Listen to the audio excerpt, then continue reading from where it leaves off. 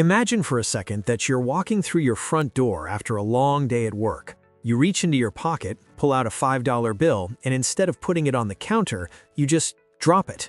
You watch it flutter to the floor. You don't pick it up. In fact, you walk over it. The next morning, you do the same thing, and the day after that. By the end of the week, there's a small pile of cash by the door. By the end of the month, you've dropped enough money to buy a nice dinner out. By the end of the year, you've literally walked over $1,000 and left it for the vacuum cleaner to eat. You'd never do that, right? It sounds insane. You worked hard for that money. You traded your time, your energy, and your stress for those bills. To just drop them on the floor and walk away would be a psychological catastrophe. But here's the scary part. You are likely doing this right now. You're just doing it digitally. Welcome to the era of the subscription zombie. Right now, the average person is losing hundreds, sometimes thousands of dollars a year to silent, automated microtransactions for things they don't use, don't need, and often don't even remember buying. It is the new silent wealth killer. It's not the big car payment or the expensive vacation that's draining your future. It's the slow, steady leak of $10 charges that you've become psychologically blind to. Today, we're going to look at why your brain is hardwired to let this happen, the vampire math that is draining your bank account, and a step-by-step audit to kill these zombie bills before they kill your wealth. Why do we care so much about a $100 grocery bill but barely blink at a $9.99 streaming service? It's called microtransaction blindness. Back in the day, if you wanted to buy something, you had to take physical cash out of your wallet. You felt the paper. You saw the pile of money get smaller. There was pain of payment. Your brain registered the loss. But today, companies have spent billions of dollars researching how to remove that pain. They've realized that if they can make a price micro enough, your brain's defense mechanisms won't even wake up. Think about the last time you signed up for a free trial. You wanted to watch that one specific documentary or use that one specific photo editing tool for a project. You told yourself, I'll just cancel it tomorrow. But the companies know something about human psychology that you don't. We are victims of the default effect. Humans have a natural tendency to stick with the current state of affairs. Once that credit card is on file, the default is for the money to keep flowing. To stop it, you have to exert effort. You have to remember the password, find the cancel button, which is usually hidden behind 3 pages of "Are you sure?" prompts, and make a conscious decision to quit. Most people never do. The subscription model turns your forgetfulness into their profit margin. They aren't selling you a service anymore. They are betting on your inertia. They are betting that your life is so busy and your brain is so overwhelmed that you won't notice $12.99 leaving your account on a Tuesday morning while you're brewing coffee. A zombie bill is a subscription that's technically alive. It's still taking your money, but it's dead to you. You don't use it. You might not even have the app downloaded anymore. Maybe it's that gym membership from 3 years ago that you keep meaning to go back to. Maybe it's a premium LinkedIn account you got when you were job hunting. Or perhaps it's the Ultra HD version of a streaming site when you don't even own a 4K TV. Let's look at the vampire math. If you have 5 zombie subscriptions at an average of $15 each, that's $75 a month. That doesn't sound like a wealth killer, does it? It's just $75. That's a couple of pizzas. But wealth isn't built in months, it's built in decades. $75 a month is $9,000 a year. Over 10 years, that's $9,000. But it's actually much worse than that. If you took that $75 and put it into a simple index fund that grows at an average of 8% a year, in 20 years, those meaningless subscriptions would have turned into nearly $45,000. You aren't just paying $15 a month for a meditation app you never open. You are paying $45,000 of your future self's retirement. When you look at it that way, the small price tag starts to look a lot bigger. The subscription zombie crisis is a result of a shift in how the world sells us things. We used to own things. You bought a DVD, you owned the DVD. You bought software, you had the disc.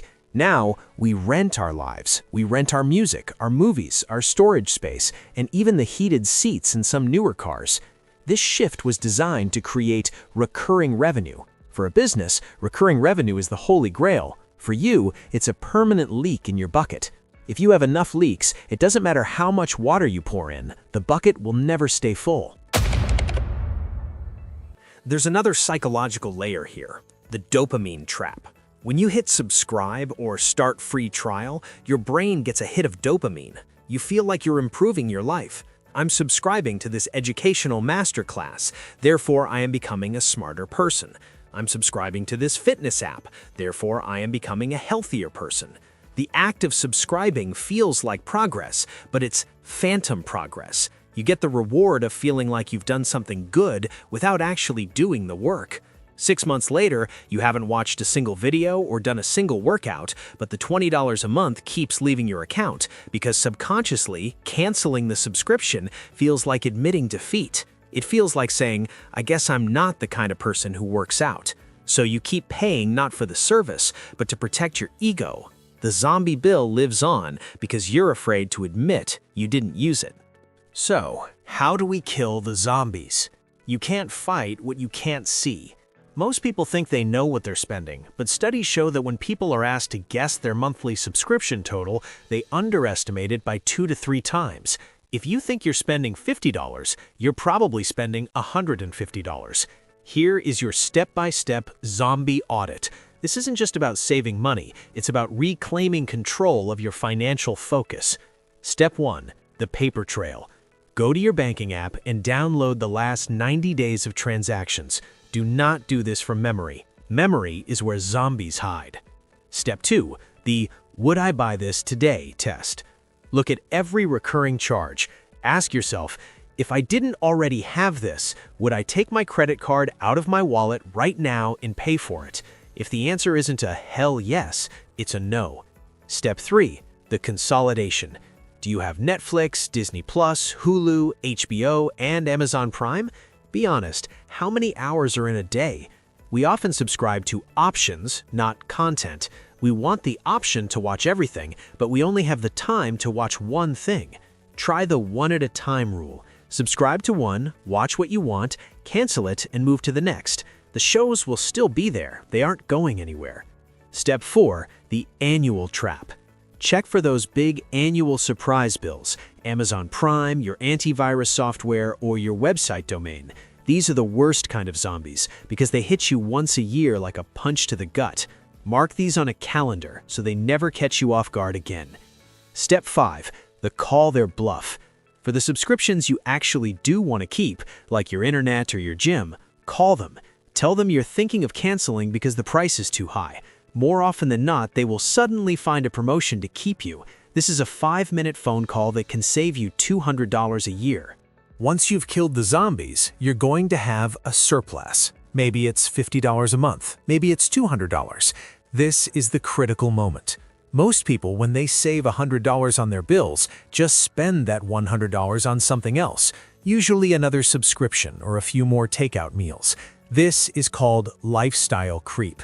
If you want to build real wealth, you have to take that zombie money and give it a new job. Imagine you found $100 worth of useless subscriptions and canceled them.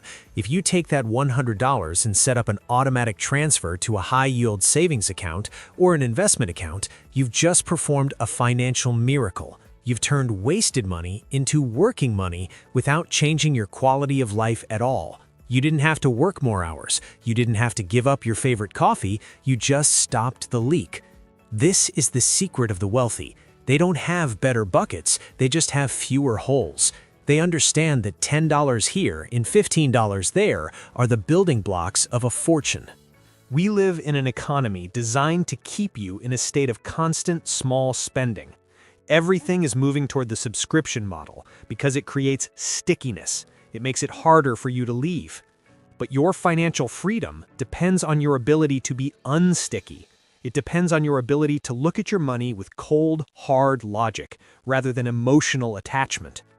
The subscription zombie crisis is a symptom of a larger problem. We have lost the connection between our work and our spending. When money is just a number that changes on a screen, we lose the sense of what it represents. Every dollar you spend on a service you don't use is a piece of your life you gave away for nothing. It's an hour you spent at a desk, a stressful meeting you endured, or a morning you spent away from your family, all traded for a premium badge on an app you haven't opened in 6 months. When you kill a zombie bill, you aren't just saving money, you are taking back your time. You are saying that your effort is worth more than a microtransaction. Tonight, I want you to do something uncomfortable. I want you to open your bank app and look at your recurring payments or subscribed section. Don't judge yourself, don't feel guilty, just be a scientist. Look at the data. Find one thing, just one, that you haven't used in the last 30 days. Cancel it. It might only be $8, it might be $15, but that's your first win. Then take that exact amount and set up an automatic transfer to your savings. You've just started your journey from being a subscription zombie to being a wealth builder. The question isn't whether you can afford $10 a month. The question is, what could that $10 become if it was working for you instead of against you? Now, speaking of things that actually add value to your life, if you found this helpful, consider subscribing to this channel. It's the one subscription that's actually free and might just help you save thousands.